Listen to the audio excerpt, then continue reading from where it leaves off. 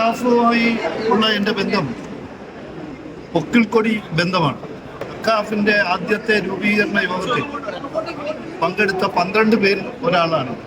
പിന്നെ ദൗർഭാഗ്യവശാലോ ഭാഗ്യവശാലോ മറ്റ് ഉത്തരവാദിത്വങ്ങളൊക്കെ വന്നു ചേർന്നപ്പോൾ ഒരു ഘട്ടത്തിന് ശേഷം അക്കാഫിൽ നിന്ന് സജീവമായി പ്രവർത്തിക്കാനുള്ള സമയം കിട്ടാത്തതിനാൽ ഞാൻ അതിൽ നിന്ന് അല്പം മാറി നിന്നു എന്ന് കരുതി അക്കാഫുമായുള്ള ബന്ധം ഒരിക്കലും അവസാനിക്കാൻ പറ്റുന്നതോ അവസാനിപ്പിക്കാൻ പറ്റുന്നതാണ്. ഏതായാലും ഏറ്റവും അധികം സന്തോഷം നമ്മളുടെ കലാലയ ജീവിതം കഴിഞ്ഞ് ഇവിടെ എത്തിയിട്ടുള്ള നമ്മുടെ പ്രിയപ്പെട്ട സുഹൃത്തുക്കൾ, അവരാണ് അക്കാഫിൻ്റെ നാഡീ ഞരമ്പ്. അവർ ചേർന്ന് ഒരു സ്റ്റോൾ ഇവിടെ തുറന്നിരിക്കുന്നു എന്ന് പറയുന്നത് ഏറ്റവും അധികം സന്തോഷമുള്ള കാര്യമാണ്.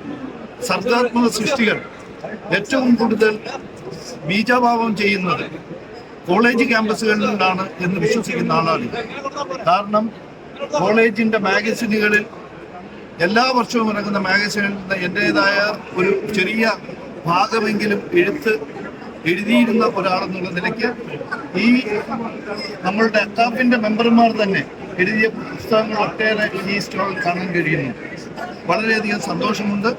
അക്കാഫിൻ്റെ സഹപ്രവർത്തകർക്ക് നേതൃത്വം നൽകുന്നവർക്ക് എല്ലാവിധ ഭാവുകങ്ങളും ആശംസിക്കുന്നു. നന്ദി.